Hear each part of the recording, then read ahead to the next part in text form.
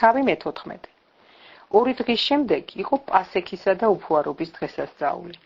მღვდელმთავარნი და მწიგნობარნი ღონეს ეძიებდნენ, როგორ შეეპყროთ იგი მზაკრულად და მოეკლათ. რადგან ამბობდნენ, ოღონდ დღესასწაულზე არა, რათა ხალხი არ აღშფოთდესო.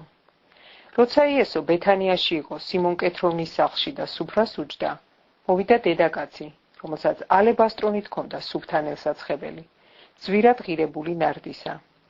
გატეხა მან ალებასტრონი და თავზე მოასხა მას. ზოგიერთნი აღშფოთდნენ და ლაპარაკობდნენ ერთმანეთში. ასე რად გაიფლანგა ნელსაცხებელიო? ხომ შეიძლებოდა ამ ნელსაცხებლის გაყიდვა 300 დინარზე მეტად და ღარიბებისათვის დარიგებაო? ასე კიცხავდნენ მას. ხოლო იესომ უთხრა მათ, მოეშვით მაგას, რატომ არ ცხვენთ? მაგან ხომ სიკეთე მიყო. ნედან ღარიბნი მუდამ თქვენთან აკავთ და თუ კი მოისურვებთ, შეგიძლიათ სიკეთე უყოთ მათ. მე კი მუდამ არ გეყოლებით. მან ის გააკეთა, რაც შეეძლო. წინასწარს ხო ჩემს ხელს დასამარხავად. ჭეშმარიტად გეუბნებით თქვენ, სადაც კი იქადაგებენ სახარებას მთელ წუთის სოფელში, იტყვიან, რაც მან გააკეთა, მისივე მოსაგონებლად. იუდა ისკარიოტელი, ერთი იმ 12-თაგანი, წავიდა მღვდელმთავრებთან, რათა გაეცა იგი. მათ კი რომ მოისმინეს, გაიხარეს და აღუთქვეს მას ვერცხლის მიცემა. ის კი მარჯვე შემთხვევას ეძებდა, რათა გაეცა იგი. უფუარობის პირველ დღეს, როცა საპასექო კრავს წირავდნენ, მისმა მოწაფეებმა უთხრეს მას, სად გინდა რომ წავიდეთ და მოგიმზადოთ საჭმელად პასექი? გაგზავნა ორი თავისი მოწაფეთაგანი და უთხრა მათ, წადით ქალაქში და შემოგეყრებათ კაცი, რომელსაც გოგით წყალი მოაქვს. გაჰყევით მას. სადაც შევა უთხარით სახლის პატრონს, მოძღვარმა თქვა, სად არის ჩემი სასტუმრო ოთახი, სადაც ჩემს მოწაფეებთან ერთად ვჭამ პასექს, ის გიჩვენებთ ზემოთვალს, მოფარდაგებულსა და გამზადებულს, იქ მოგვიმზადეთ. გამოვიდნენ მისი მოწაფეები, შევიდნენ ქალაქში და იპოვეს, როგორც მან უთხრა და მოამზადეს პასექი. რომოს აღამოვდა 12-თან ერთად მოვიდა იგი. როცა დასხდნენ და ჭამდნენ, იესომ თქვა, ჭეშმარიტად გეუბნებით თქვენ, ერთი თქვენგანი, რომელიც ჩემთან ერთად ჭამს, გამცემს მე. ისინი განაღვლიანდნენ და კითხეს სათითაოდ, მე ხომ არა ვარ, ხოლო მან მიიღო პასუხად. ერთი 12-თაგანი, რომელიც ჩემთან ერთად ჯამში ხელს ამოაძებს. თუმცა კაცისძე მიდის, როგორც დაწერილია მასზე, მაგრამ ვაი იმ კაცს, ვის მიერაც გაიცემა ძე კაცისა. იმ კაცისათვის უმჯობესი იქნებოდა არ დაბადებულიყო. როცა ისინი ჭამდნენ, აიღო იესომ პური, აკურთხა, დატეხა, მისცა მათ და თქვა, აიღეთ და ჭამეთ, ეს ჩემი სხეულია. აიღო სასმისი, მადლი შესწირა და მისცა მათ და იქედან შესვა ყველამ. უთხრა მათ, ეს არის ჩემი სისხლი ახალი აღთქმისა, მრავალთათვის დაღვრილი. ჭეშმარიტად გეუბნებით თქვენ, მეც აღარ შევსვამ ვაზის ნაყოფისაგან იმ დღემდე, როცა შევსვამ ახალს ღვთის სასუფეველში. იგალობეს და გავიდნენ ზეთისხილის მთაზე. უთხრა მათ იესომ, თქვენ ყველანი ცდუნდებით, ვინაიდან დაწერილია, დავცემ წყემს და გაიფანტებიან ცხვრები. ხოლო ჩემი აღდგომის შემდეგ წინ დაგიძღვებით გალილეაში. პეტრემ უთხრა მას, თუნდაც ყველანი ცდუნდნენ, მაგრამ მე არა. უთხრა მას იესომ, ჭეშმარიტად გეუბნები შენ, ამ აღამს სანამ მამალი ორჯერ იყივრებდეს, სამჯერ უარ მყოფ. ის კი მეტი თავგამოდებით ეუბნებოდა, თუნდაც რომ მოკვდეს შენთან ერთად არ უარყოფო.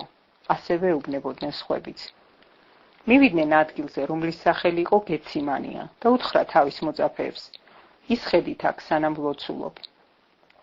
წაიყვანა თავისთან პეტრე, იაკობი და იოანე. იწყო წუხილი და ურვა. უთხრა მათ, სასიკვდილოდ არის დამწიხრებული ჩემი სული. იყავით აქ და იფხიზლეთ.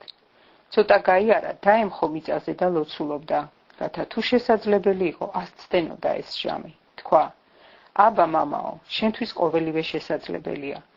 ამაცილე ეს სასმისი, მაგრამ არა რაც მე მსურს, არამედ რაც შენ. მოვიდა და ნახა ისინი მძინარენი და უთხრა პეტრეს, სიმონ გძინავს, ვერ შესძელი ერთ საათს გეფხიზლა. იფხიზლეთ და ილოცეთ, რომ არ ჩავარდეთ განსაცდელში. სული მხნია, ხოლო ხორცი უძლური. კვლავ წავიდა, ლოცულობდა და იმავე სიტყვებს ამბობდა. მოგრუნდა და მძინარენი პოვა ისინი, ვინაიდან თვალები დამძიმებოდათ და არ იცოდნენ რა ეპასუხათ მისთვის. და მოვიდა მესამე და უთხრა მათ, თქვენ ისევ გძინავთ და ისვენებთ? კმარა, მოვიდა ჟამი. აჰა, კაცისძე გადაეცემა ცოდვილთა ხელთ. ადექით წავიდეთ, აჰა, მოახლოვდა ჩემი გამცემი. ჯერ სიტყვა არ დაესრულებინა, რომ აჰა მოვიდა იუდა, 1:12 თაგანი და მასთან ერთად ხალხი מחვილებით და კეტებით, მღვდელ მთავართაგან, წიგნობართაგან და უხუცესთაგან. ხოლო მის გამცემს მიეცა მათთვის ნიშანი და ეთქვა, ვისაც მე ვიამბორები, ის არის იგი, შეიპყარით და დაცვით წაეყვანეთ. მიეჭრა მას და უთხრა, რაბი, და იამბორა მას. მათ კი ხელი დაადეს მას და შეიპყრეს იგი. ერთმა იქ მდგომთაგანმა იძრო მახვილი, დასცხო მღვდელმთავრის მონას და ყუბით ჩაათალა. მაშინ იესომ უთხრა მათ, თითქოს ავაზაკის წინააღმდეგ מחვილებითა და კეტებით მოხველით ჩემ შესაყრობად. ყოველდღე თქვენთან ვიყავი ტაძარში და გასწავლიდით და არ შეგიპყრივართ, მაგრამ რათა აღსრულდეს წერილები. მაშინ მიატოვეს იგი და ყველანი გაიქცნენ. ერთი ვიღაც ჭაბუკი, რომელსაც შიშველს სხეულზე ტილო მოესხა, მიყვებოდა მას და შეიპყრეს იგი.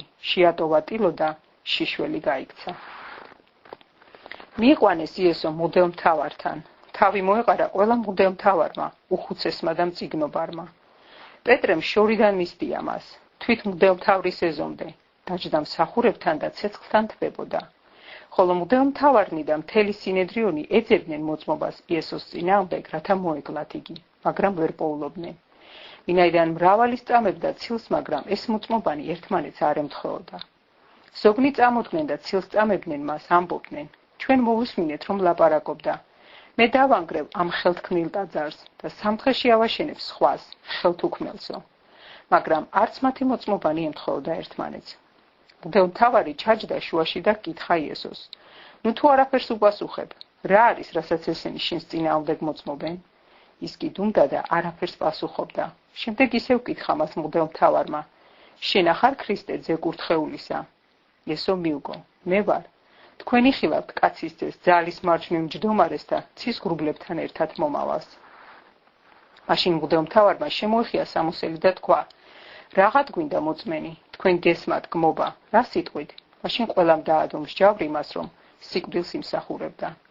ზოგიერთებმა დაუწყეს მას ფურთხება, სახე დაუფარეს და სცემდნენ და ეუბნებოდნენ, იწინასწარმეტყველეო და სახურნის სილას აწმავდნენ. როცა ქვემოთ ეზოში იყო, მივიდა მასთან მღვდელმთავრის ერთი მოახლეთაგანი. როცა დაინახა პეტრე, რომელიც თვებოდა, დააკვირდა და უთხრა, შენც იესო ნაზარეველთან ერთად იყავი. მან უარყო და თქვა, არ ვიცი და არც მესმის, რას ამბობო. და პეტრე გავიდა ეზოს გარეთ და იყივლა მამალმა. მხევალმა რომ დაინახა, იგი კვლავ უთხრა იქ მდგომებს, ესეც იმათთაგანიაო, მან კვლავ უარყო. მცირე ხნის შემდეგ იქ მდგომებმა კვლავ უთხრეს პეტრეს, ნამდვილად იმათგანი ხარ, რადგან შენც ხომ გალილეველი ხარ, ლაპარაკის კილოზე გეტყობაო. პეტრემ გიწყო თავის წყევლა და ფიცილი. არ ვიცნობ იმ კაცს, ვისედაც მელაპარაკებითო. ისვე მეორედ იყივლა მამალმა და პეტრეს გაახსენდა სიტყვა, რომელიც იესომ უთხრა. სანამ მამალი ორჯერ იყივლებდეს, სამჯერ უარმყოფო, გაახსენდა და ატირდა.